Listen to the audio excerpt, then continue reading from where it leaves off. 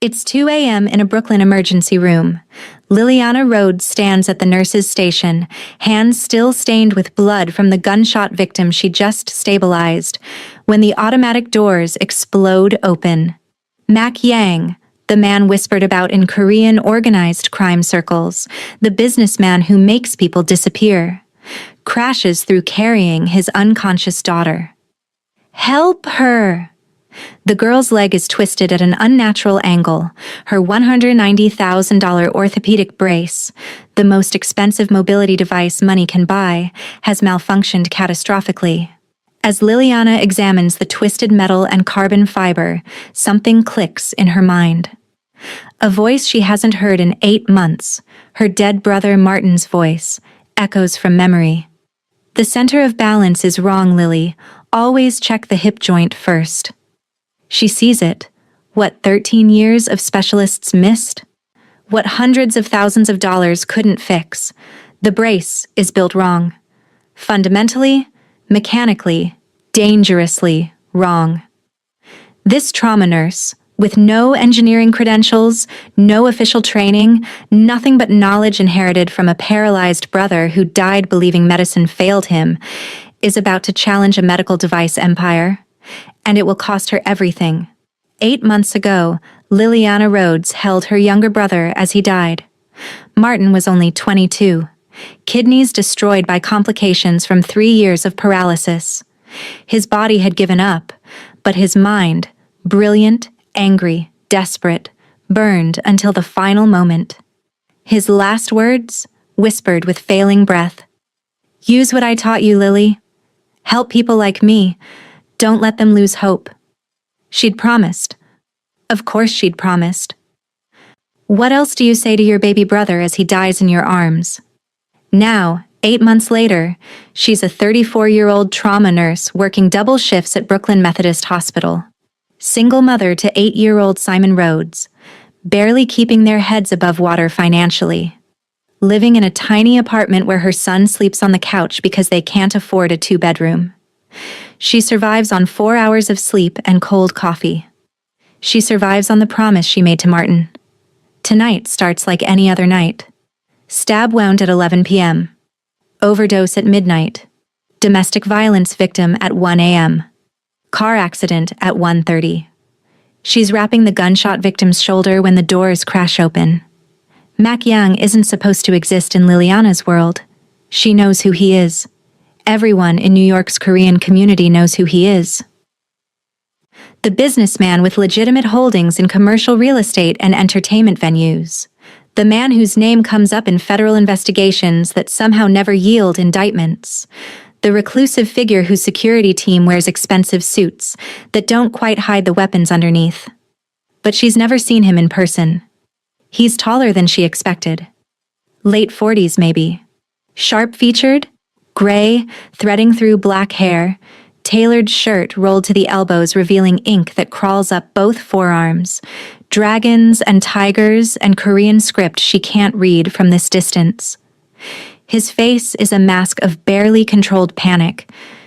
In his arms, a young woman, early 20s, unconscious, blood streaming from a gash on her forehead.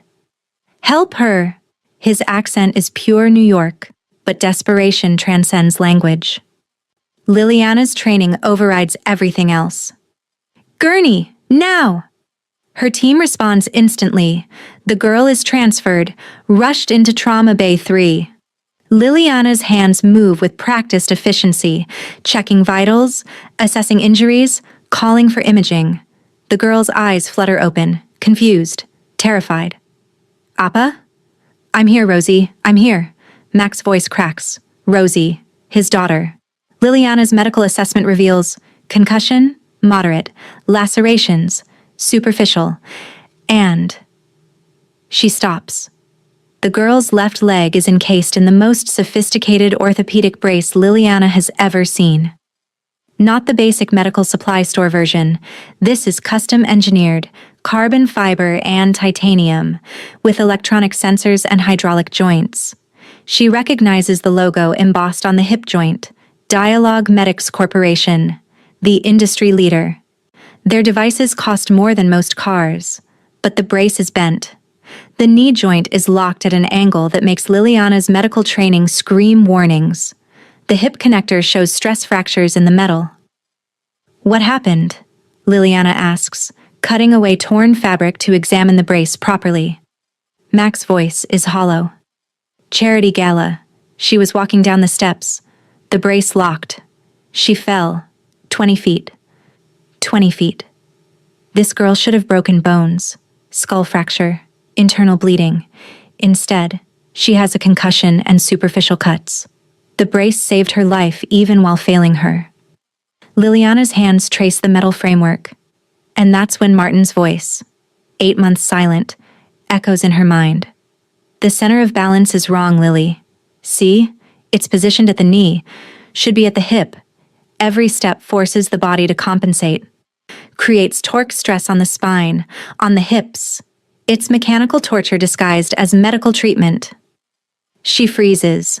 Martin had shown her this exact problem 3 years ago, analyzing his own failed brace from his hospital bed. He'd spent months teaching her biomechanics, orthopedic engineering principles, force distribution calculations. Not because she asked, but because he needed her to understand why his body was failing, why medicine couldn't fix him. She'd absorbed it all. Every lecture, every sketch, every desperate late-night explanation. Not as a nurse, as a sister trying to understand why she couldn't save him. And now, looking at Rosie's $190,000 brace, she sees it. The same fundamental flaw. The knee joint is locked at 15 degrees when it should be at 0. The center of balance is positioned at the knee instead of the hip. Every step this girl takes forces her body to compensate in ways that create chronic pain, spinal misalignment, and progressive damage. 13 years of specialists, hundreds of thousands of dollars, and nobody saw it. "Mr. Yang," Liliana says carefully, "I need to speak with you privately." "Now, before we go any further, I need to tell you something. This story? It doesn't go where you think it does. Liliana is about to take on a multi-billion-dollar corporation with nothing but the knowledge her dying brother taught her. There are failures coming that will break your heart. There are victories that will make you cry harder than the failures. And there's a price for this miracle that nobody sees coming. So if you want to know the full truth, and trust me, you do, make sure you're subscribed. Because if you click away now, you'll regret it." In the hallway outside Trauma Bay 3, Mac Yang stands with his arms crossed, every muscle tense. His security team hovers 10 feet away, hands resting near concealed weapons. Liliana has dealt with dangerous men before, domestic abusers, gang members, drug dealers who threaten witnesses. But Mac Yang is different. His danger isn't loud. It's the kind that makes the air pressure change. "Your daughter's brace," Liliana begins. "How long has she been using this model?" 13 years. Since the accident." His voice is flat, controlled. "Horseback riding fall when she was 7. T10L2 spinal injury. Incomplete paralysis. Dialogue Medics has been making her braces since she was 8. This is the 5th generation, the most advanced model they offer. It cost $190,000. Liliana nods slowly. "Mr. Yang, I'm just a trauma nurse. I'm not an orthopedic specialist. I'm not a biomedical engineer. But I need to show you something." She pulls up Rosie's x-rays on the hallway display screen, points to the brace's structural elements visible in the imaging. "See this? The knee joint? It's locked at 15 degrees. And the center of balance? Here, at the knee. It should be positioned at the hip. Every step your daughter takes forces her body to compensate. Her spine has to work 3 times harder. Her hips absorb torque stress they weren't designed to handle." Max stares at the screen. Silent. Liliana continues, hands shaking slightly. "My brother. He was paralyzed in a construction accident 3 years before he died. He spent every day studying biomechanics, trying to understand why his brace hurt him more than it helped. He taught me everything he learned. And Mr. Yang, this brace is built wrong. Not broken. Wrong. From the engineering design stage. Mac's eyes move from the screen to Liliana's face. 13 years. 17 different specialists. Every orthopedic expert Dialogue Medics has on staff has examined her.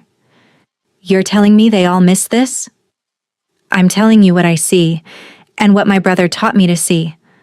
A long silence. Then, what are you proposing? Liliana takes a breath. This is insane. She has no credentials, no authority, no right to what she's about to suggest. But Martin's voice whispers in her memory. Use what I taught you, Lily. Let me examine the brace properly. Let me document what I'm seeing. And if I'm right, if the design really is fundamentally flawed, let me try to fix it. Mac Yang laughs. Actually, laughs. It's not a pleasant sound. You're a nurse. I'm a nurse who learned biomechanical engineering from her dying brother because the medical system failed him. I can't give you credentials. I can't give you guarantees. I can only give you what I know. And what I know is that your daughter is in pain she doesn't have to be in. Mac studies her for a long moment. Dialogue Medic's chief engineer has 3 PhDs. Their head of R&D invented half the technology in modern prosthetics. You're asking me to trust you over them? I'm asking you to let me try what money couldn't. Another silence, longer this time. Finally, Mac nods once. Sharp. One examination. You document everything you find. I'll have the brace sent to my facility where my security can oversee. You touch nothing without my permission. Understood? Understood. And Ms. Rhodes? His eyes are cold. If you're wrong, if this is some elaborate scheme or if you damage my daughter's mobility device, you'll discover why people fear my name. Are we clear?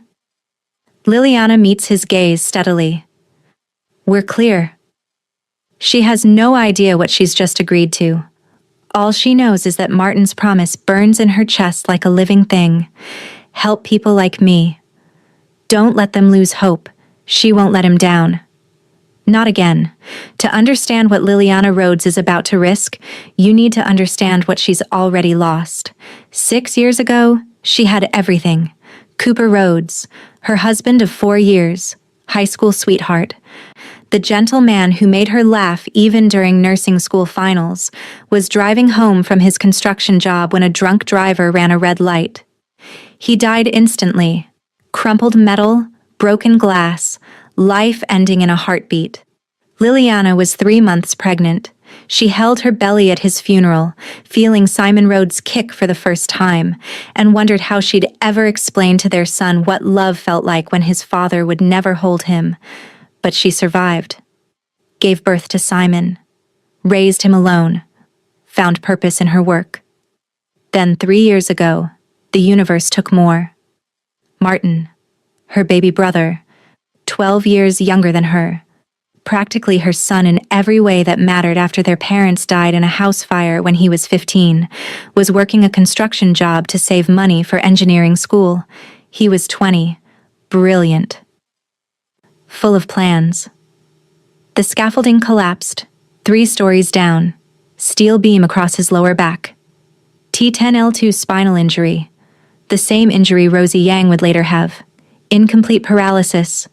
The doctors said he might walk again, with the right treatment, the right equipment, the right therapy. Liliana became his caregiver, moved him into her apartment, juggled nursing shifts with Simon's daycare schedule and Martin's physical therapy appointments. Martin was fitted with a Dialogue Medics brace, $87,000, mostly covered by insurance after months of fighting. It hurt him, not just discomfort, agony. Every step made his spine scream. His hips ached constantly. He developed pressure sores where the brace rubbed wrong. The specialists adjusted it, recalibrated it, assured him this was normal, that his body needed time to adapt. Martin didn't accept that answer. From his hospital bed, later from the wheelchair in Liliana's living room, he began to study biomechanics, orthopedic engineering, force distribution, center of gravity calculations, material stress analysis. He ordered textbooks, watched MIT OpenCourseWare lectures, filled notebooks with equations and sketches, and he taught Liliana everything. Not because she asked, but because he needed her to understand. "Look, Lily," he'd say, showing her his latest sketch. "See how the brace positions the balance point at my knee? That's wrong. The human body's center of gravity is at the hips. By forcing the balance lower, the brace makes my spine do all the compensatory work. It's mechanical torture." "So why did the engineers design it this way?" she'd ask, exhausted from a double shift but forcing herself to focus. "Cost, maybe. Simplicity. Or maybe they just don't think about what it feels like to live in this thing 20 hours a day." He'd laugh bitterly. "They build solutions for problems they've never experienced." She absorbed it all. Force vectors, joint articulation, material properties, the way titanium flexes under load, how carbon fiber distributes weight. Not as a nurse studying for advancement, as a sister trying to understand why she couldn't save the person she loved most. But Martin's kidneys were failing.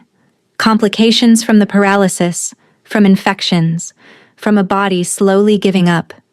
3 years after the accident, he was gone.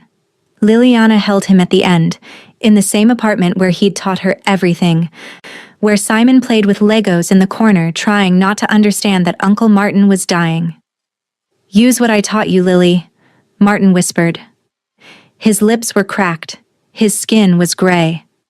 "Help people like me, the ones the system gives up on. Don't let them lose hope." "I will," she'd promised, tears streaming. "I promise, Martin, I promise." He'd smiled, squeezed her hand with what little strength remained. "You're gonna be amazing. You're gonna save people I couldn't." Then he closed his eyes, and Liliana was alone again. Now, 8 months later, standing in her tiny Brooklyn apartment at 4 a.m. after her shift, Liliana stares at Rosie Yang's brace. Mac's security team delivered it 3 hours ago. 2 intimidating men in black suits who placed the device on her kitchen table like it was a holy relic, then positioned themselves outside her door. Simon is asleep on the couch, thumb in his mouth, clutching the stuffed dog Cooper gave him before he died. The brace sits under her kitchen's harsh fluorescent light. $190,000 of carbon fiber, titanium, hydraulics, and sensors. 13 years of adjustments and modifications. And Martin's voice, in her memory. "The balance point is wrong." Liliana pulls out Martin's old notebooks. They're stacked in the corner of her closet, next to the box containing his ashes. She hasn't been able to look at them since the funeral. Now she spreads them across the kitchen table, pages and pages of sketches, calculations, designs for braces that put the center of balance at the hip, that use dynamic adjustment instead of static positioning, that treat the body as a unified system instead of isolated joints. "You were right, little brother," Liliana whispers. "You were so right." She has no lab, no fancy equipment, no official credentials, just a promise to a dead man, and a nurse's commitment to healing. She picks up Martin's mechanical pencil, the one he used for every sketch, the one she keeps in her scrubs pocket now, and begins to work. The first modification is simple. Document the existing design flaws, measurements, photographs, force distribution calculations using Martin's formulas. The knee joint is locked at 15 degrees. Should be 0. The hip connector allows only 45 degrees of rotation. Should be 90. The center of balance is positioned 8 inches below optimal. The weight distribution puts 73% of stress on the knee joint. Should be 30% knee, 70% hip. By dawn, she has a complete analysis. By the time Simon Rhodes wakes up for school, she has a preliminary redesign. "Mommy," Simon stands in his dinosaur pajamas, rubbing his eyes. "Why are you working on Uncle Martin's robot stuff?" Liliana pulls him into her lap, kisses his forehead. "Mommy's trying to help someone, baby. Someone who's hurt like Uncle Martin was. Can you fix them?" I don't know, but I'm going to try. Simon hugs her tight. Uncle Martin would be proud. Tears sting Liliana's eyes. I hope so, sweetheart. I really hope so. That afternoon, she calls the number Mac Yang left with the security team. I found it, she says. Everything that's wrong, and I think I can fix it. Mac's response is immediate. My facility. Tomorrow night, bring your documentation. Mr. Yang, I need you to understand something. I'm not an engineer. I have no official credentials. If I'm wrong, or if I make things worse, you already told me the risks. Now show me if you meant what you said. The line goes dead. Liliana stares at her kitchen table covered in Martin's notebooks, at the brace that could change everything or destroy her completely, at the picture of her brother on the wall, 22 years old, smiling before the accident, whole and hopeful. Don't let me mess this up, she whispers to his memory. Please, Martin, guide my hands. Outside her door, Mac Yang's security team waits in silence. Inside, Liliana Rhodes prepares to keep an impossible promise. Mac Yang's facility isn't what Liliana expected. She'd imagined a warehouse, concrete floors and exposed pipes. The kind of place where a man with Mac's reputation might conduct business that never appears in official records. Instead, she's escorted to a private rehabilitation center in Tribeca. Medical-grade equipment, professional staff, everything clean, expensive, legitimate. I built this for Rosie, Mac explains, leading her through the space. After the first 5 specialists told me she'd never walk normally again, I decided if the medical establishment couldn't help her, I'd create my own.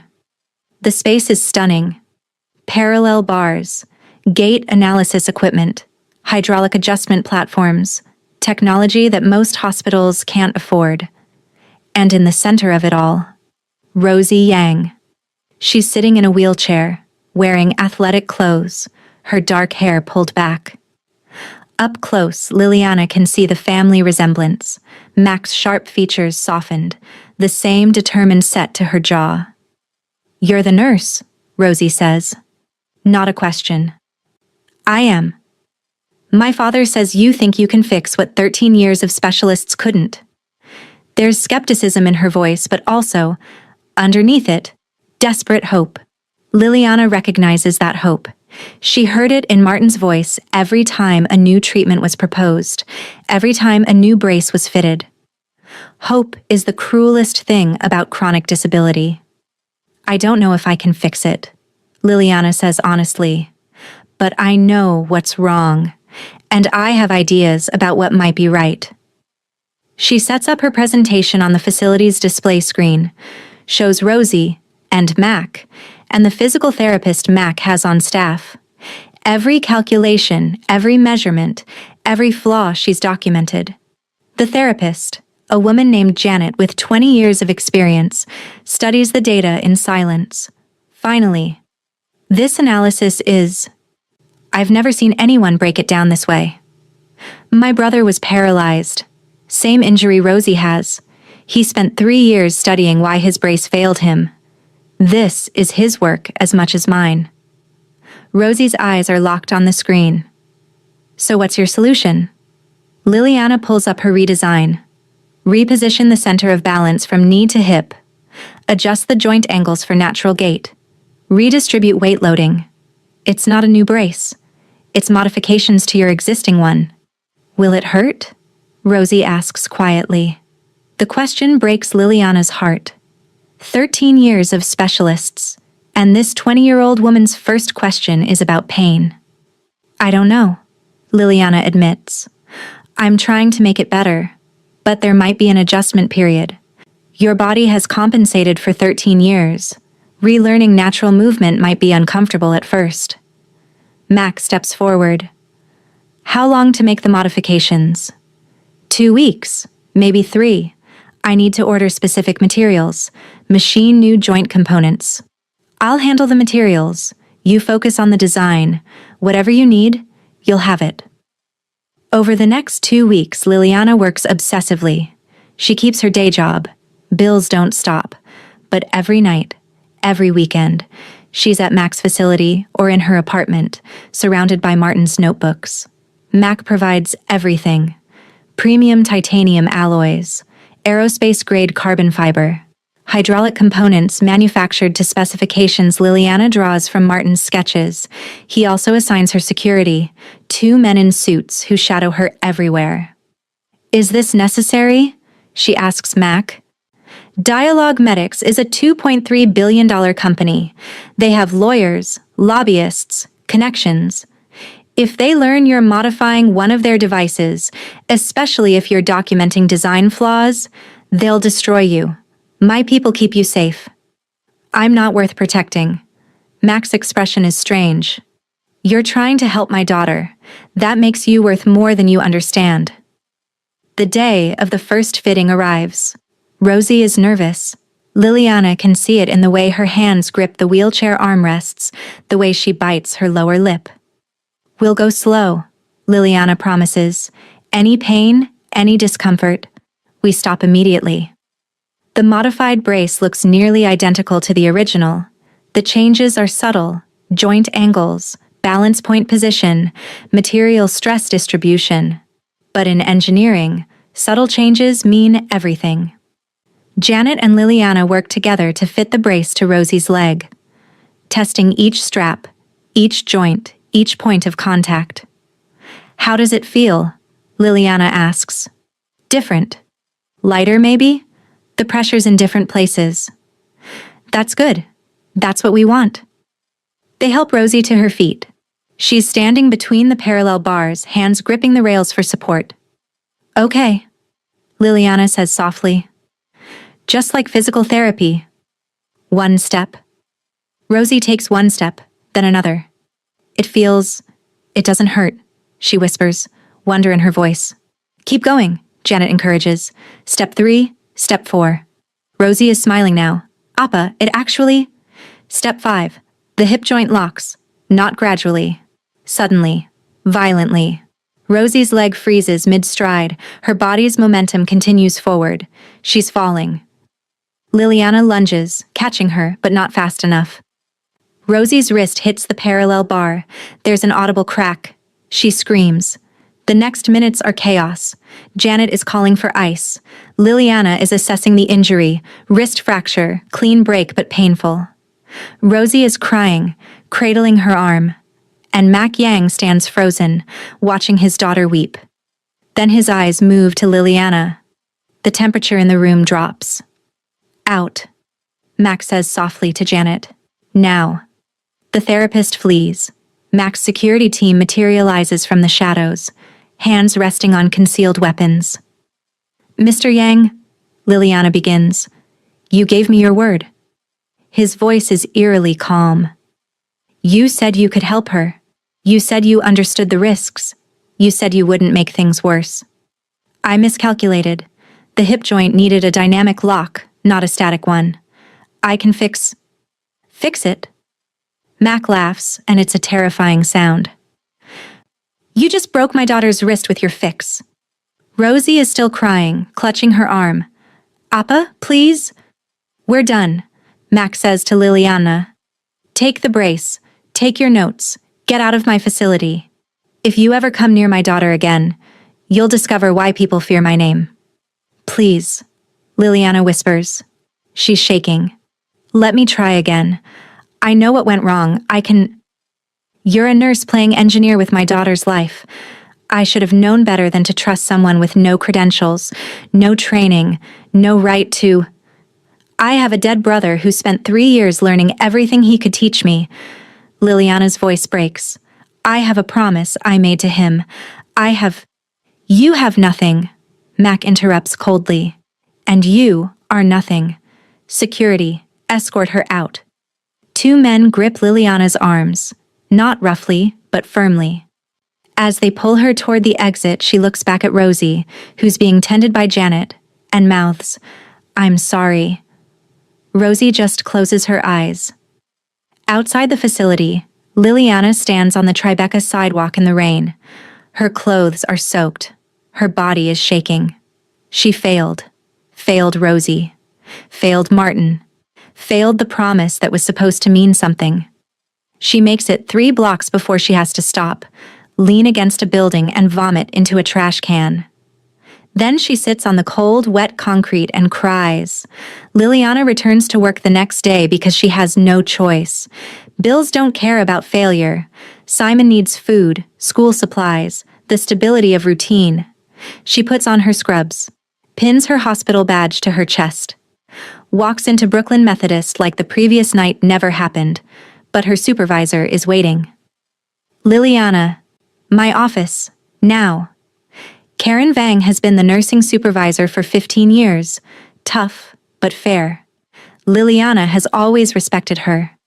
Now Karen's face is carefully neutral, and Liliana's stomach drops. In the office, Karen, a hospital administrator Liliana doesn't recognize, and a woman in an expensive suit who introduces herself as counsel for Dialogue Medics Corporation. Ms. Rhodes, the Dialogue Medics lawyer begins, we've received reports that you've been performing unauthorized modifications to one of our medical devices. Liliana's mouth goes dry. Don't. The lawyer cuts her off. We have documentation. Photographs of you working on a Dialogue Medics orthopedic brace outside of any authorized medical facility. Testimony from our client regarding modifications that resulted in patient injury. Mac Yang reported her. Of course he did. Do you deny these allegations? The administrator asks. Liliana wants to explain, wants to defend her work, Martin's research, the promise she was trying to keep. But looking at these 3 faces, 1 sympathetic, 2 coldly professional, she realizes none of it matters. No, she says quietly. I don't deny it. Karen Vang closes her eyes briefly. The administrator makes a note. Dialogue Medics Corporation is filing a formal complaint with the New York State Board of Nursing, the lawyer continues. Additionally, we're pursuing federal charges for unauthorized modification of FDA-approved medical devices. You violated the Federal Food, Drug, and Cosmetic Act by altering our equipment without proper licensing, oversight, or authorization. You're looking at potential criminal charges, Ms. Rhodes. Possibly prison time. The room tilts. Prison. She could go to prison. What happens to Simon if she goes to prison? However, the lawyer continues, Dialogue Medics is prepared to be reasonable if you sign a cease and desist agreement, acknowledge wrongdoing, and surrender all documentation of your work. We're willing to drop the criminal complaint. The nursing board investigation will proceed, but without our testimony, it's unlikely to result in license suspension. In other words, Karen says quietly, sign their paper and you keep your job. Your son keeps his mother. What happens to Rosie? Liliana asks. The lawyer blinks. Who? The patient. The 20-year-old woman who's been in pain for 13 years because your company built her brace wrong. Our devices are FDA approved and meet all. Your devices are engineered with the center of balance at the knee instead of the hip. Every patient who uses them experiences chronic pain, spinal stress, and progressive damage. I documented it. I can prove it. With what credentials? The lawyer asks coolly. You're a nurse. You have no engineering degree, no biomechanical certification, no authority to make these claims. If you persist in defaming our company, we'll add libel to the list of charges. The administrator leans forward. Liliana, sign the paper. This isn't worth destroying your career over. Isn't it? Martin's voice in her memory. Use what I taught you, Lily. Help people like me. But Martin isn't here to pay her rent. Martin isn't here to raise Simon if she goes to prison. Martin is dead, and she's alone with consequences he never had to face. I need to think, Liliana says. You have 24 hours, the lawyer says, standing. After that, we file with the federal prosecutor. They leave. Karen stays. Lily, she says gently, I've supervised you for 6 years. You're an excellent nurse. You care about patients in ways that can't be taught.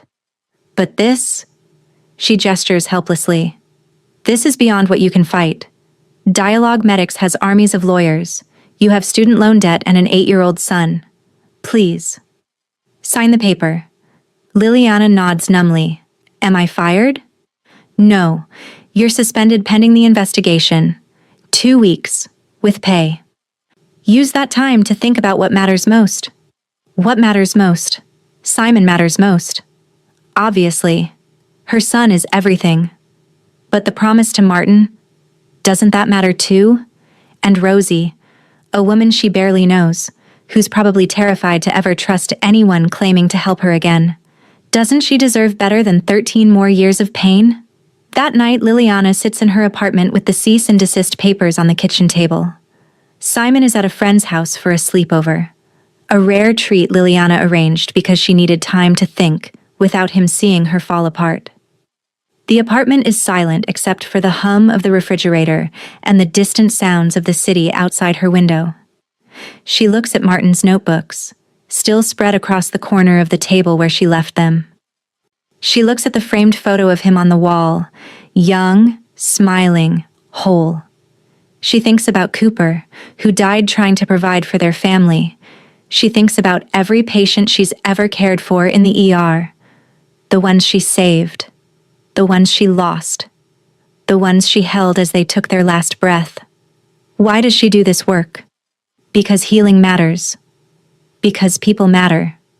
Because sometimes the difference between hope and despair is one person willing to try when everyone else has given up. But what good is she to anyone if she's in prison? What good is keeping Martin's promise if it means abandoning her own son? She picks up a pen, positions it over the signature line on the cease and desist, and then her phone rings. Unknown number.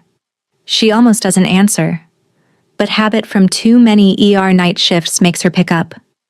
Messiah Rhodes? A woman's voice, young, shaking.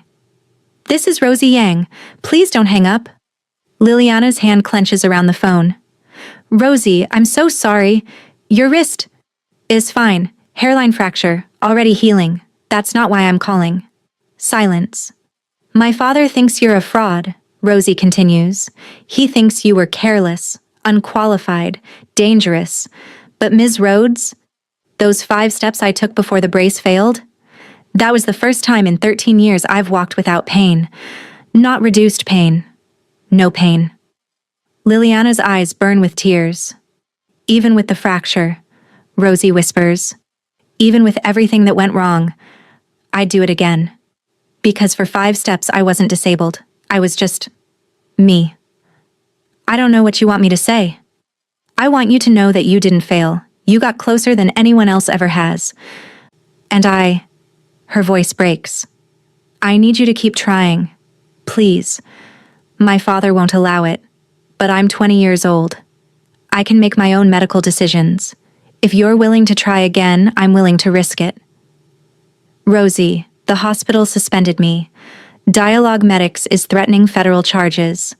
If I continue working on your brace, I could go to prison. My son could end up in foster care. I know, I'm sorry, I shouldn't have called. It's selfish to ask. No, Liliana interrupts. It's not selfish to want to walk without pain. That's the least selfish thing in the world. She looks at the cease and desist papers, looks at Martin's photo, makes a decision that will change everything. I need time, she tells Rosie, and I need to be smarter about this. The first failure taught me what I did wrong. Give me a few weeks to redesign. If you still want to try after that, if you're truly willing to risk another failure, then yes, I'll keep trying. Thank you, Rosie breathes. Thank you. After they hang up, Liliana sits in the silence. Then she picks up her pen and tears the cease and desist papers in half. Some promises are worth the risk, even when the cost might be everything. 3 days later, at 11 p.m., someone knocks on Liliana's apartment door. She checks the peephole, heart pounding. Mac Yang stands in the hallway, alone. She almost doesn't open the door. After Rosie's wrist, after the hospital suspension, after Dialogue Medic's threats, seeing him again is terrifying. But she opens it anyway. You didn't sign their paper. Max says without preamble. No.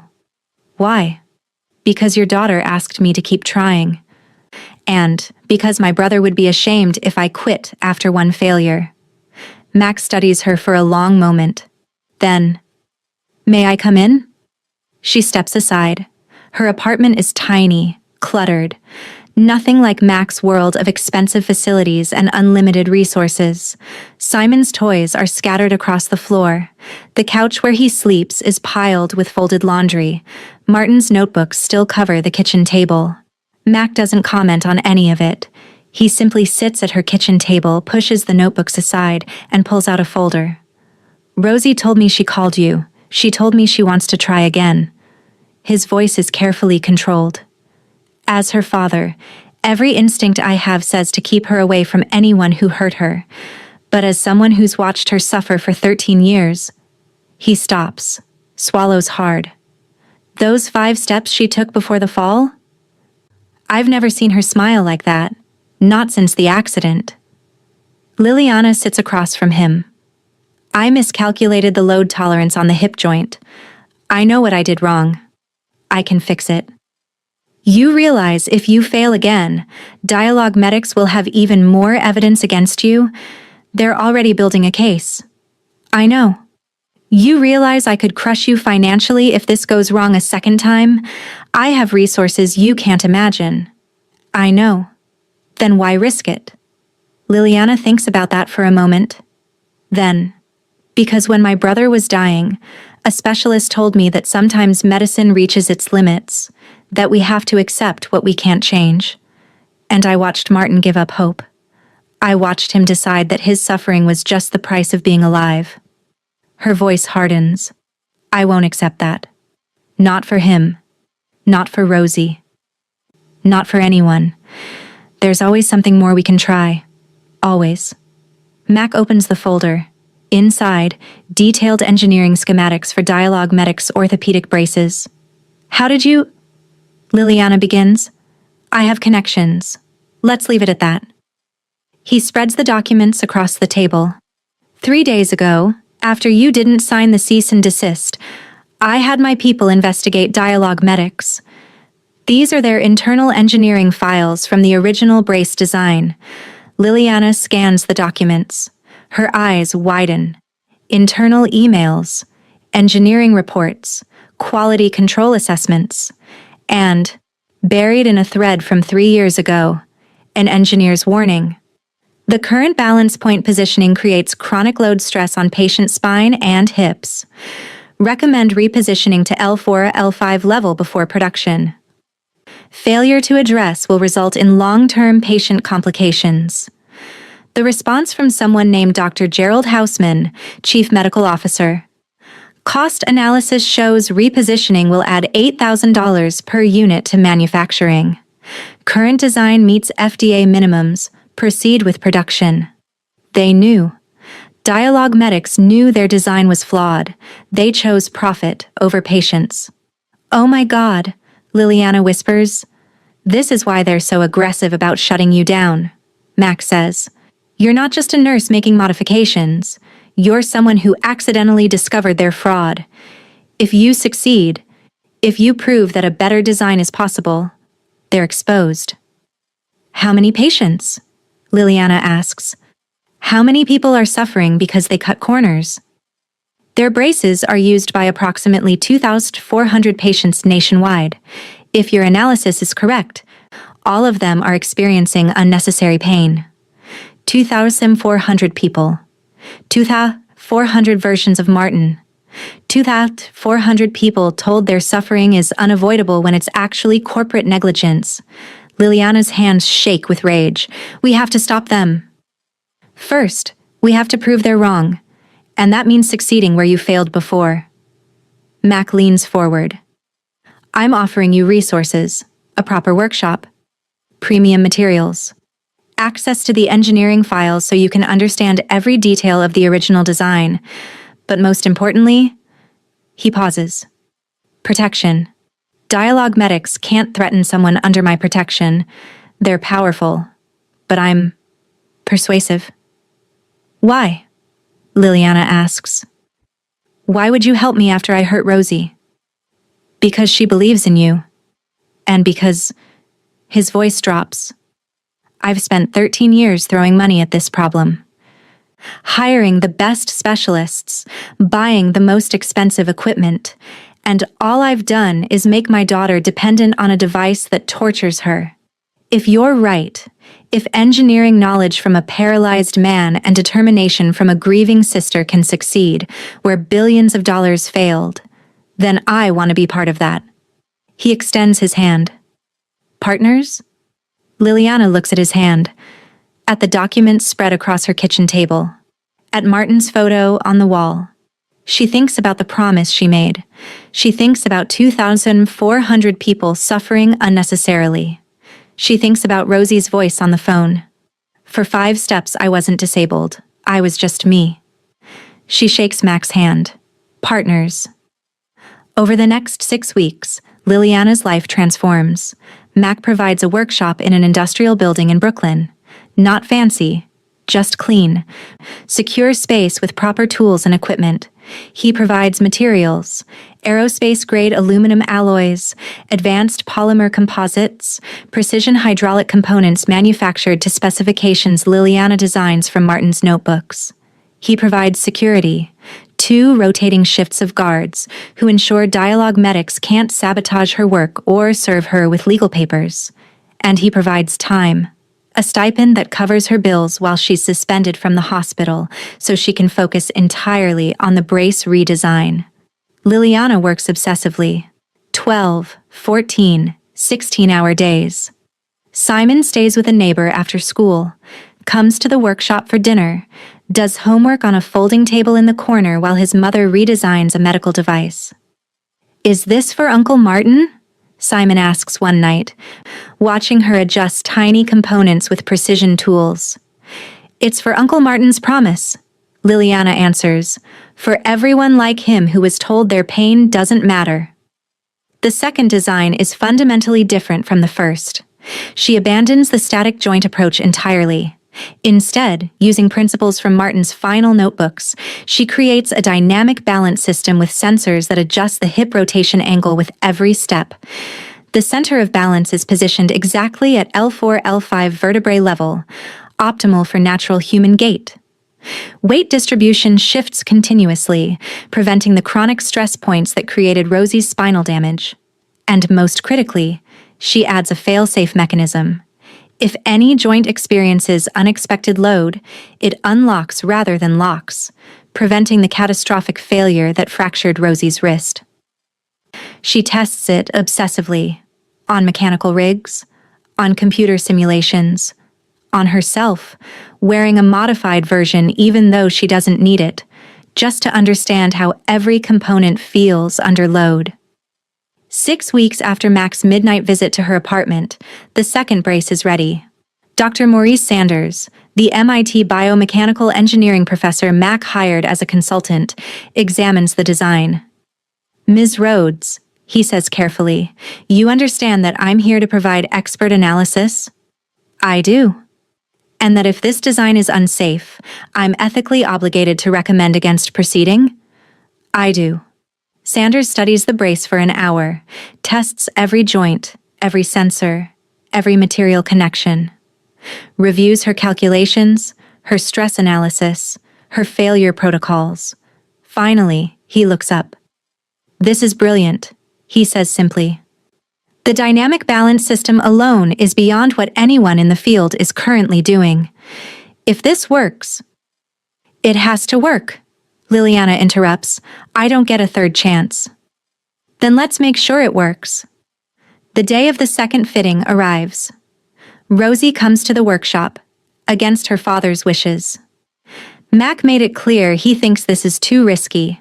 But Rosie is 20 years old, legally able to make her own medical decisions. I trust you, she tells Liliana. You shouldn't, Liliana answers honestly. I failed you once. You tried when everyone else gave up. That counts for more than you know. The fitting takes an hour. Liliana and Dr. Sanders work together, adjusting each component, testing each sensor response. How does it feel? Liliana asks. Strange, different. The weight is balanced. That's good. That's exactly right. They help Rosie to her feet. She stands without parallel bars this time, just Mac on one side, Liliana on the other, ready to catch her if needed. Okay, Liliana says softly, 1 step. Rosie takes 1 step, then another. 5 steps. 10 steps. The sensors adjust smoothly. The hip joint rotates naturally. The balance shifts exactly as designed. 20 steps. Rosie is crying. It's not hurting. Why isn't it hurting? Because your body doesn't have to compensate anymore, Liliana explains, voice shaking. The brace is doing the work it should have been doing all along. 50 steps. Mac Yang watches his daughter walk naturally for the first time in 13 years. His jaw clenches. His eyes glisten. 75 steps. The previous record. Rosie keeps walking. 100 steps. Sanders is watching his monitors. Joint articulation is perfect. Balance distribution is exactly to spec. This is exactly what we hoped for. 150 steps. Rosie is crying now, laughing and crying. She walks to her father, throws her arms around him. Appa, I can walk. I can really walk.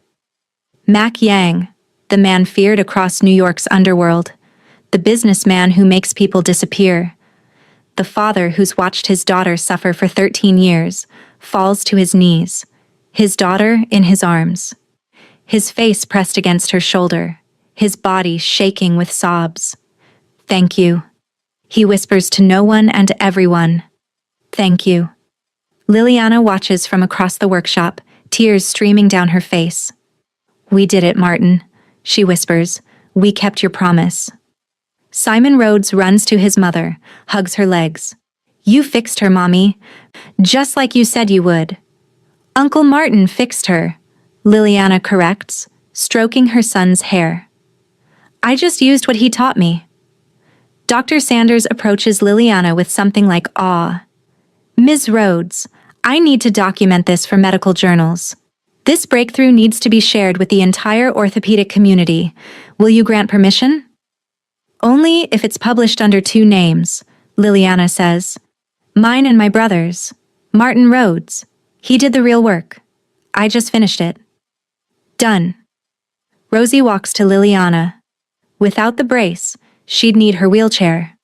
But wearing Liliana's creation, she walks on her own feet, naturally, painlessly. You gave me my life back, Rosie says simply. How do I ever repay that? Liliana thinks about repayment, about Martin dying believing medicine failed him, about 2,400 patients suffering under Dialogue Medic's flawed designs, about promises and sacrifice, and what it means to heal. Help me fight, Liliana says. Dialogue Medics is selling defective devices to thousands of patients. They know the design is flawed, and they don't care. Help me expose them. Help me make sure no one else suffers what you suffered.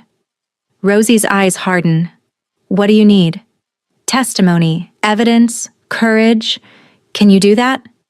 For the woman who gave me my life, I'll do anything. Max stands, composing himself. His face is wet with tears, but his voice is steady. Dialogue Medics has lawyers, money, political connections. If you're going after them, you need protection. I have a 2-week-old cancer diagnosis and no credentials, Liliana says. What are they going to do to me that matters? Destroy your reputation. Ensure you die in debt. Make sure Simon Rhodes grows up with nothing. Liliana hadn't thought that far. But, Mac continues, if you have a partner with resources, someone who's very motivated to ensure justice is served, then maybe the fight is fair, maybe even winnable. He extends his hand. Partners. For real this time. You and Martin's research, my resources, Dr. Sanders's credibility, and Rosie's testimony. We take them down together. Liliana looks at his hand. At Rosie standing on her own feet. At Dr. Sanders documenting the miracle. at Simon watching his mother do something that matters. She shakes Mac's hand. Let's make sure everyone gets to walk. Can we just take a breath for a second? Because what Liliana just did, choosing to keep her promise to her dead brother instead of saving her own life first, that's not just courage. That's love so deep it transcends death itself. Some of you know this feeling. You've lost someone and you'd give anything to honor their memory, to prove their life meant something. If you're feeling this as deeply as I am, do me a favor. Hit that like button. It tells me these stories matter to you, and if you haven't subscribed yet, now's the time. Because this story is about to take a turn that will break your heart and put it back together in ways you never expected. Stay with me. But before they can celebrate, before they can even process what just happened, Liliana's phone rings. Dialogue Medics Corporation, their legal department. She answers. Yes? Ms. Rhodes, this is Gerald Houseman, Chief Medical Officer of Dialogue Medics. I understand you've been continuing unauthorized modifications despite our cease and desist warning. I'm calling to inform you that we're filing federal charges tomorrow morning. Prison time, Ms. Rhodes. 5 to 10 years for violation of the Federal Food, Drug, and Cosmetic Act. Liliana looks at Rosie, walking naturally for the first time in 13 years. Looks at Mac, who nods once. A promise of protection. Looks at Dr. Sanders, who says quietly, I'll testify. And Liliana smiles. It's not a nice smile. Dr. Houseman, I'd like to refer you to my attorney. She hands the phone to Mac. Mac's voice is ice. Gerald Houseman, my name is Mac Yang. You don't know me, but you're about to. Here's what's going to happen. Tomorrow morning, you're withdrawing all charges against Ms. Rhodes. You're also issuing a voluntary recall of all your orthopedic braces pending independent engineering review, because if you don't, he pauses. I'm going to make sure every patient your company has ever harmed knows exactly what you did. Every email, every suppressed safety report, every corner you cut for profit. And then I'm going to watch your company burn. Silence on the other end. Your choice, Dr. Houseman. Destroy one woman with no credentials, or be destroyed by what she can prove. Mac hangs up. Liliana stares at him. Did you just... I did. And they'll fold. Men like Houseman are cowards. They only fight people who can't fight back. What if they don't fold? Mac's smile is dangerous. Then we go to war. And trust me, Ms. Rhodes, I've won wars before. That night, Liliana returns to her apartment with Simon Rhodes, carrying the weight of everything that just happened. She helped Rosie walk. She kept her promise to Martin. She made an enemy of $1 billion corporation. And she's running out of time. 2 days until chemo starts. 2 days until her body becomes a battlefield. As she tucks Simon into his couch bed, he asks, Mommy, are you scared? Terrified, she admits. Will you beat the cancer? Like you beat the bad brace? Liliana kisses his forehead. I'm going to try as hard as I can. Uncle Martin will help. From heaven. Yes, baby, Uncle Martin will help. After Simon falls asleep, Liliana sits at her kitchen table surrounded by Martin's notebooks. She succeeded. Against every odd, despite no credentials, through 2 catastrophic failures, she succeeded. Rosie walks. 2,400 other patients might walk too, if Dialogue Medics falls. Martin's promise is kept. But the price? The price might be everything. Liliana rests her hand on her chest, feeling the cancer growing inside her, and whispers to the universe, I finished it. I kept the promise. Now please, please let me survive this. Let me see my son grow up. Let me finish what Martin and I started. The universe doesn't answer, but tomorrow she starts fighting for her life. And maybe, just maybe, that will be enough. Dialogue. Medics doesn't withdraw the charges. Dr. Gerald Houseman, backed by the corporation's $1 billion legal team, doubles down instead. The federal case proceeds. United States versus Liliana Rhodes. Charges: unauthorized modification of FDA-approved medical devices, practicing engineering without a license, reckless endangerment of patients. If convicted, she faces 5 to 10 years in federal prison. The trial becomes national news. Rogue nurse plays engineer with disabled woman's life, reads one headline. Medical vigilante or dangerous amateur? Asks another. Liliana begins chemotherapy the same week as her arraignment. The timing is brutally ironic, fighting cancer while fighting for her freedom. The chemo is devastating: nausea, weakness, hair loss, immune system collapse. She's supposed to rest, to heal, to let her body fight the disease. Instead, she's preparing for trial with Mac's team of lawyers, documenting her research for Dr. Sanders's testimony, and trying to be present for Simon Rhodes, even as her body betrays her. Mommy looks different, Simon says to Mac one afternoon. They're at Mac's penthouse. Liliana moved Simon there during chemo so he'd have stability. She's fighting, Mac explains gently. Fighting the sickness and fighting the bad people. She's very strong. Will she win? Mac looks at the boy, 8 years old, already lost a father and uncle, now watching his mother waste away from chemo. Yes, Mac says with absolute conviction. She'll win. I'll make sure of it. The trial begins on a gray November morning.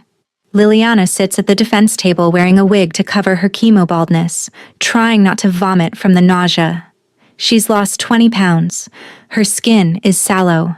She looks like a strong wind could break her. The prosecution's case is straightforward. Liliana Rhodes, a registered nurse with no engineering credentials, modified a complex medical device without authorization, resulting in patient injury.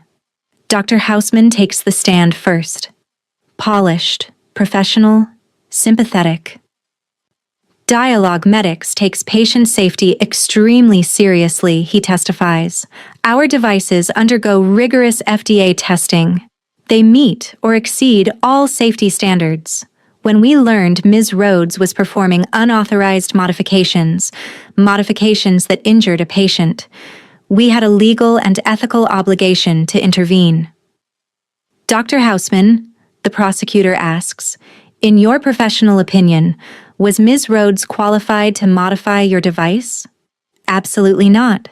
She has no engineering degree, no biomechanical training, no authority to second-guess the work of our PhD-level engineers. What she did was dangerous and reckless. Cross-examination. Mac's lead attorney, a sharp woman named Catherine Lee, stands.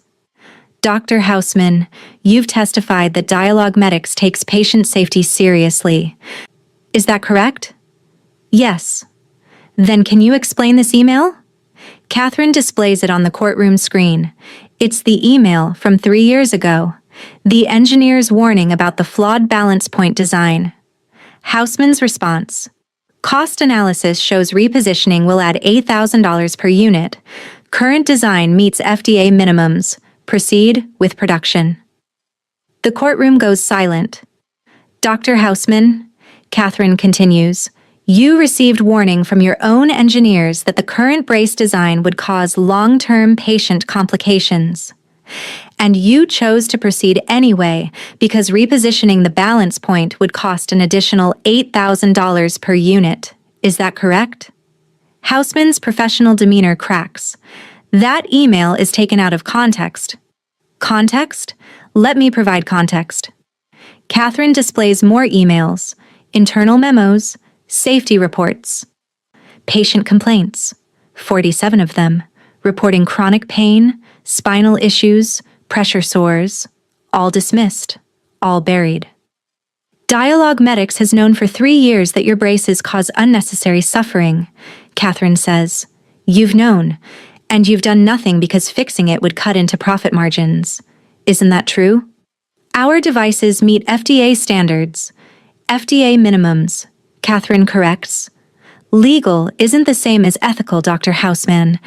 And what Ms. Rhodes discovered, what her dying brother taught her, is that Dialogue Medics has been selling devices that meet legal minimums while causing maximum suffering. The prosecution tries to recover, but the damage is done. Next witness. Dr. Maurice Sanders, MIT biomechanical engineering professor. He's calm, credible, unshakable. I've examined Ms. Rhodes's work extensively. He testifies. Not only is her analysis of Dialogue Medics' design flaws accurate, but her solution represents a breakthrough that surpasses anything currently on the market. The dynamic hip-centered balance system is revolutionary. But Professor Sanders, the prosecutor asks, Ms. Rhodes has no engineering degree. How could she possibly develop revolutionary technology? Because engineering isn't about credentials. It's about understanding principles and applying them correctly. Ms. Rhodes learned biomechanical engineering from her brother, who studied it obsessively during his own paralysis. Some of the greatest innovations in history came from outsiders who saw problems the establishment ignored. Ms. Rhodes is one of them. And the patient injury? The fractured wrist? A learning iteration. The first attempt had a material stress tolerance error. The second attempt had a machining precision error. The third attempt succeeded perfectly. This is how engineering works. Test, fail, refine, succeed. The difference is, Ms. Rhodes did it with transparency and immediate correction. Dialogue Medics did it by burying safety reports and ignoring patient suffering for profit. The prosecution has no effective response. Final witness, Rosie Yang. She walks to the witness stand on her own feet, wearing the brace Liliana designed. Every person in the courtroom watches her walk. No limp, no pain. Natural, confident gait. Ms. Yang, the defense attorney asks, how long did you suffer with Dialogue Medics' original brace design? 13 years, since I was 7. And how would you describe that suffering? Rosie's voice is steady. Constant pain. Every step hurt. My spine ached from compensating for the poor balance design. I developed pressure sores. I couldn't walk more than 10 steps without needing to rest. I was told by 17 different specialists that this was normal, that my body just couldn't do better. And what happened when you met Ms. Rhodes? She told me the brace was built wrong, that my suffering wasn't inevitable. It was engineering failure. She risked everything, her career, her freedom, her health, to prove I could walk without pain. Your father reported Ms. Rhodes to Dialogue Medics after the first modification injured you. Do you blame her for that injury? No, she was learning. And even with the fractured wrist, those first 5 steps without pain gave me hope for the first time in 13 years. That hope was worth the risk. And now? How many steps can you take without pain? Rosie smiles. I walked 2 miles yesterday. No pain. No exhaustion, just normal. Because of Ms. Rhodes. The prosecutor's cross-examination is brief. Ms. Yang, isn't it possible you're grateful to Ms. Rhodes and therefore biased in her favor? I'm not biased. I'm healed. There's a difference. The prosecution rests. The defense rests. Closing arguments take 3 hours. But the verdict is decided the moment Dialogue Medics' emails appeared on screen. The jury deliberates for 45 minutes, not guilty on all counts. The courtroom erupts. Reporters rush for the exit. Mac's security team immediately surrounds Liliana, but Liliana herself barely reacts. She's too exhausted, too sick, too focused on not vomiting in court. Catherine Lee leans close. You won. Dialogue Medics is facing federal investigation now. Criminal charges for Dr. Hausman are likely. And your work, Martin's work, is protected. Liliana nods weakly. Thank you. Outside the courthouse, reporters swarm. Ms. Rhodes, what do you say to Dialogue Medics? Ms. Rhodes, will you sue for wrongful prosecution? Ms. Rhodes, how does it feel to win? Mac's security clears a path. But Liliana pauses, turns to the cameras. She's bald from chemo. thin from illness, wearing clothes that hang on her diminished frame. But her voice is strong. I don't care about dialogue medics. I care about the 2,400 patients using their defective braces.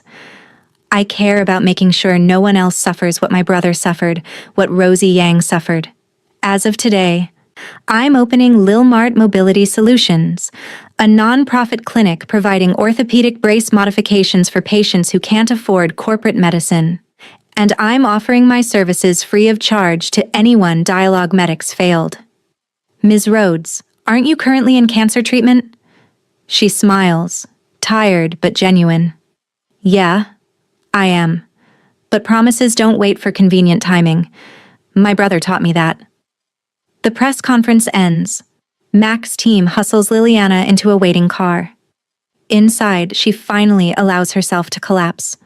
Mac catches her. You did it, he says quietly. Martin would be proud.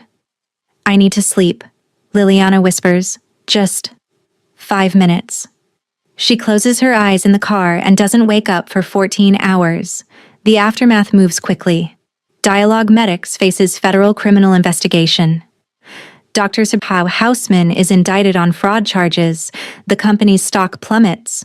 Voluntary recalls are issued. Dr. Sanders helps Liliana secure a special FDA certification, allowing her to provide orthopedic device modifications under medical supervision. She completes her biomedical engineering certification online while undergoing chemo, because apparently she can't stop learning even while dying. Mac provides funding for Lil Mart Mobility Solutions, a small Brooklyn clinic, professional staff, state-of-the-art equipment. Rosie becomes Liliana's assistant, learning the work, helping patients, carrying forward the mission. Over 18 months, Liliana helps 300 patients walk again. Each one is a small victory. Each one honors Martin's memory. Medical journals publish papers on the hip-centered dynamic balance system, co-authored by Liliana Rhodes and Martin Rhodes, posthumous. Medical schools study her work. The orthopedic industry adopts her design as the new standard. She's nominated for humanitarian awards, featured in news stories, invited to speak at conferences. But the cancer is winning. The chemo slowed it. Surgery removed the primary tumor. Radiation burned the remaining cells, but it came back. Metastatic, spread to lymph nodes, then lungs, then liver. Stage 4, terminal. The oncologist gives her 6 months, maybe 12 if she's lucky. Liliana doesn't tell anyone at first. Keeps working, keeps fitting braces, keeps helping patients walk, but her body won't let her hide it forever. The weight loss becomes dramatic, the exhaustion overwhelming, the pain constant. Finally, one afternoon at Lil Mart, she collapses while fitting a brace. Rosie catches her. Liliana. Liliana. She wakes up in a hospital bed, Mac and Rosie on one side, Simon Rhodes on the other, holding her hand, crying. The cancer came back, Liliana says. No point in lying now. I know, Mac says quietly. Your doctor called me. I'm listed as emergency contact. How long? 3 to 6 months, maybe less. Liliana looks at Simon, now 9 years old, about to lose his third parent. Baby, she whispers, come here. He climbs into the hospital bed, curls against her diminished body. Remember when I said I'd fight the cancer? He nods against her chest. I fought as hard as I could. But sometimes, her voice breaks. Sometimes the bad thing wins anyway. I don't want you to die, Mommy. I don't want to die either. But Simon, look at me. He lifts his tear-stained face. I kept Uncle Martin's promise. I helped people walk. I made sure no one else suffers what he suffered. And that means something. That means my life. Our life together. It mattered. Okay? Okay, he whispers, but he doesn't understand. How could he? Max steps forward. Simon, your mom and I talked before. She asked me to take care of you when.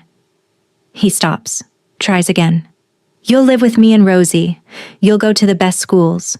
You'll have everything you need, and we'll make sure you never forget your mom or Uncle Martin." Marcus looks at Mac with scared eyes. "You promise?" "I promise. On my daughter's life, I promise." Liliana squeezes her son's hand. "You're going to be okay, baby. You're going to do amazing things. You're going to go to MIT, Uncle Martin's school, and you're going to keep helping people, just like Uncle Martin taught me, just like I'm teaching you. I promise, Mommy." And Liliana holds her son and cries for everything she's losing, everything she's leaving unfinished, and everything Simon will have to face without her.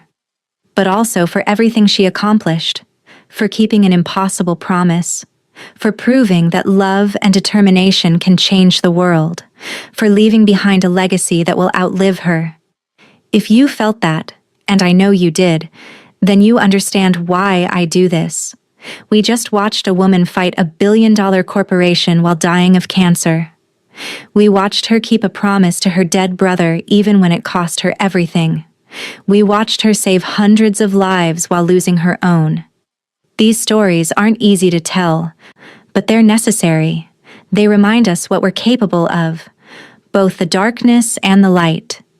If this story moved you, show it some love. Like this video, leave a comment about what hit you hardest, and subscribe, because I've got more stories that will make you feel alive. Stay with me. There's still one more moment you need to see. Liliana lives for 7 more months. Not in a hospital. She refuses that. She moves into Mac's penthouse so Simon Rhodes can be comfortable, so Rosie can help care for her, so she's surrounded by the people who became her family. She continues working at Lilmart as long as her body allows. Some days she can fit braces, other days she can only supervise. Eventually, she can only watch from a wheelchair. But she watches, because the work matters. Patient 287. A 14-year-old boy who walks for the first time since a car accident paralyzed him at age 9. Patient 288. A woman in her 60s who suffered with a Dialogue Medics brace for 20 years. Patient 289. A Marine veteran whose injuries in combat were made worse by faulty orthopedic equipment. Each one walks. Each one carries Martin's legacy. Simon Rhodes spends every afternoon after school with his mother. They do homework together, watch movies, talk about everything and nothing. "Tell me again about when you and Uncle Martin were kids," Simon asks one afternoon. Liliana's voice is weak now, rasping. "He was so little. You would have loved him. Always taking things apart to see how they worked. Drove our parents crazy. Did he know he'd teach you important stuff someday?" "No. He just wanted me to understand why his body hurt. But that understanding..." She squeezes Simon's hand. "That understanding changed everything. Will I understand engineering stuff? Like Uncle Martin and you? You can learn anything you want, baby. You've got his curiosity and my stubbornness." "That's a pretty good combination." Simon grins. Then, more seriously, "Will you watch me from heaven? You and Uncle Martin?" Liliana's eyes fill with tears. "Every day. Every single day." Rosie becomes Liliana's primary caregiver. Helps her bathe, dress, eat, when she can't manage alone. "You don't have to do this," Liliana whispers one morning as Rosie helps her into clean clothes. "Yes, I do. You gave me my life. The least I can do is help you through the end of yours." They've become close. Not quite sisters, but something similar. Bound by shared experience of disability, healing, and fighting systems that don't care. "Promise me something," Liliana says. "Anything. Finish your engineering degree. Take over Lilmart. Keep helping people walk. Don't let what Martin and I started die with me." "I promise." Mac visits every evening after work. Sits with Liliana while she drifts in and out of consciousness. Reads to her when she's awake. Handles the business of dying when she's too weak. One night when Simon is asleep, Mac asks, "Do you have regrets?" Liliana thinks about that. "I wish I'd had more time with Simon. Wish I'd lived to see him grow up. Wish I'd met Cooper. Really met him. Not just the memories I have. Any regrets about the brace? About fighting dialogue medics? No. None. Those 18 months kept Martin's promise. They meant something. I'd do it all again. Mac nods slowly. For what it's worth, you changed my life too. Before Rosie's miracle, I thought problems were solved with money and power. You taught me that sometimes the solution is compassion and knowledge. That's worth more than any empire. Take care of my son, Liliana whispers, as if he were my own. I promise. In her final weeks, Liliana makes preparations. She records video messages for Simon Rhodes, one for every birthday until he's 25, one for his high school graduation, one for college, one for his wedding day. She writes letters, dozens of them, to patients she helped, to Dr. Sanders thanking him for believing in her, to Karen Vang at the hospital, to Mac and Rosie, and one final letter to Martin. Dear little brother, I kept your promise. 300 people walk because of what you taught me. Thousands more will walk because we changed the standard of care. I'm not afraid of dying anymore, because I know I'll see you again, and you'll be whole. No wheelchair, no pain. Just my brilliant baby brother, ready to teach me more impossible things. Thank you for trusting me with your knowledge. Thank you for making me promise. Thank you for believing people like you deserved better. Tell Mom and Dad I said hello. Tell Cooper our son is amazing. And save a seat for me. I'll be there soon. Love always, Lily.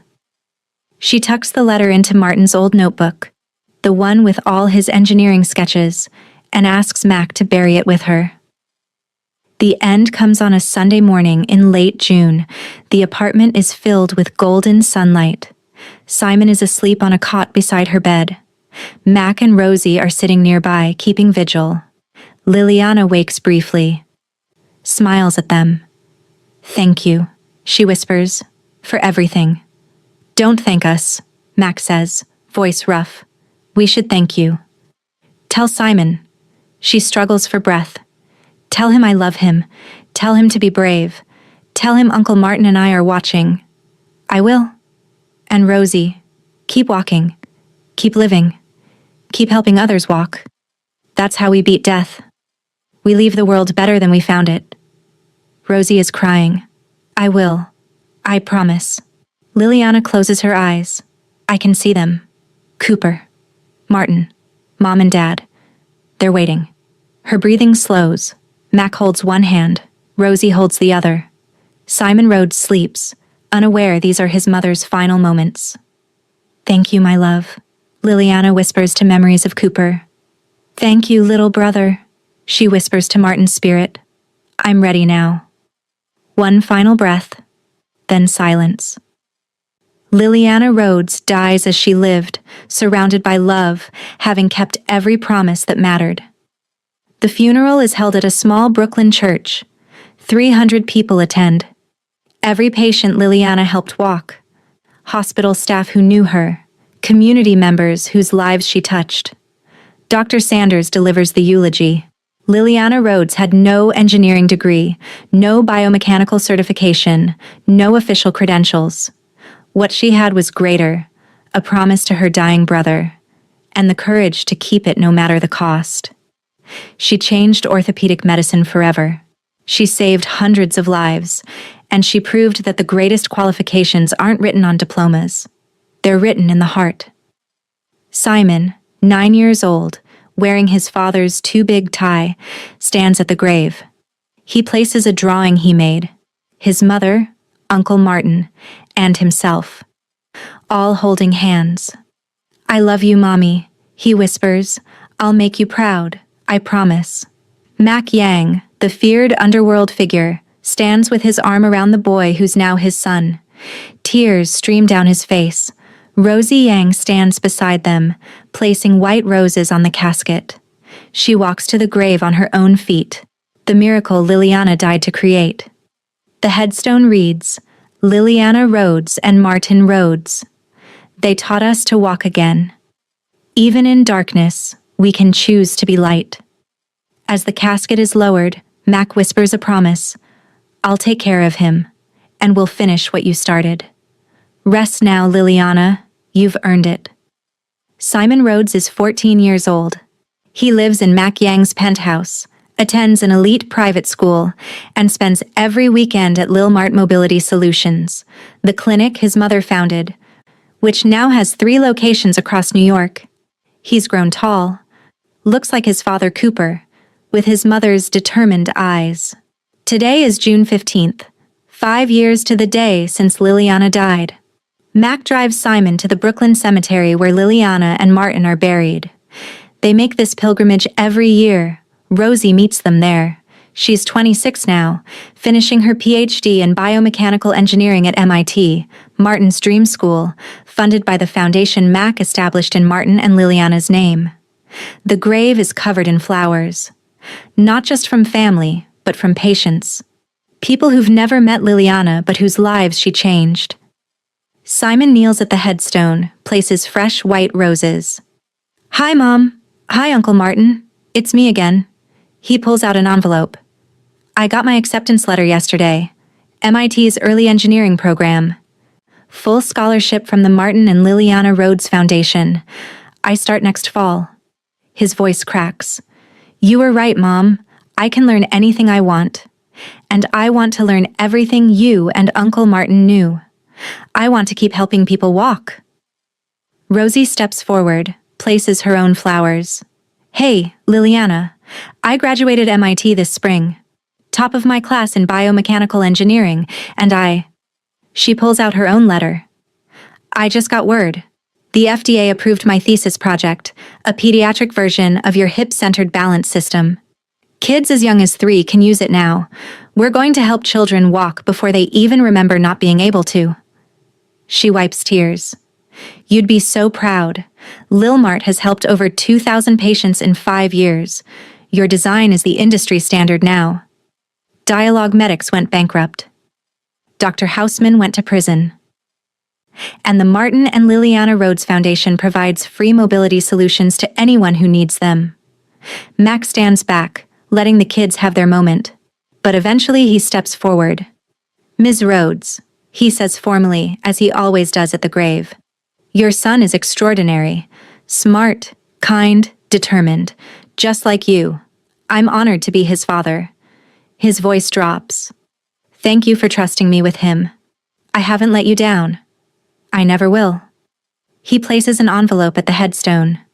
These are the latest patient testimonials. 2,000 people writing thank you letters to a woman they never met. To a brother who died believing medicine failed them. You should both know. You didn't fail. You changed everything. Simon stands, wipes his eyes. Can I tell them about the surprise? Rosie grins. Go ahead. Mom, Uncle Martin, next month. Rosie and I are going to Johns Hopkins. There's a 6-year-old girl there who was told she'd never walk.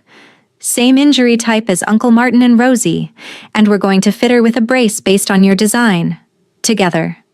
The engineer and the future engineer. Keeping your promise. He touches the headstone.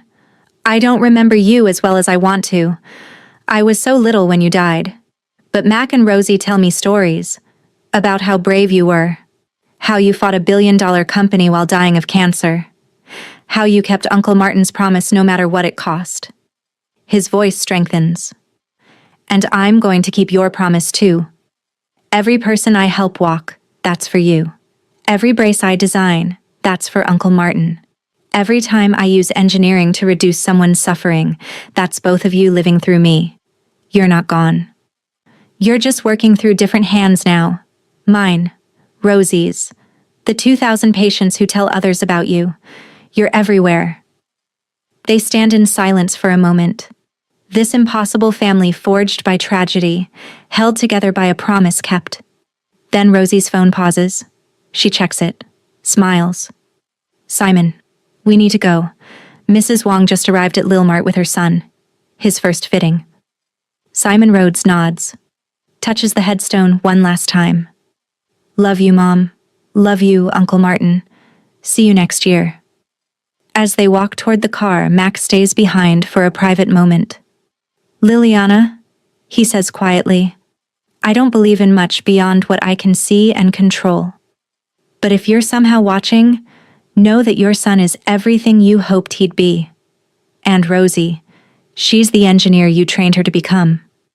And me, you taught a man who only understood power and money that the greatest strength is compassion, that the most valuable currency is human dignity. We're living the life you gave us.